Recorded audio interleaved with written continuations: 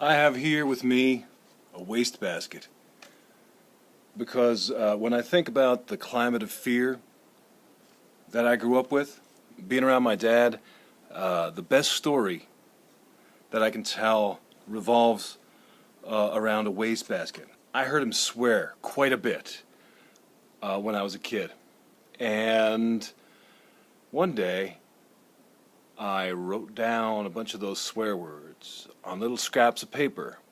And I was in my room and he was coming down the hallway and he saw me just kind of grabbing these little scraps of paper on the floor and throwing them into a wastebasket. And he comes up to me and says, "What's that?" Of course, I'm terrified. "What's that?" So I explained what it is and he asked me, "Where'd you learn those words? Where'd you learn those words?" And I said, from the kids at school, in the hallways. The kids are using them all the time. Of course, I couldn't say the truth, right?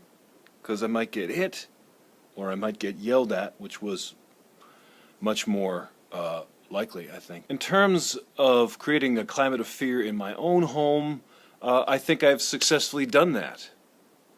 It doesn't come out all the time. It just shows up every once in a while. Usually things are pretty mellow, but every once in a while Dad will get kinda... I'm guessing that this happens at about the same ratio as it did with my dad. I don't know.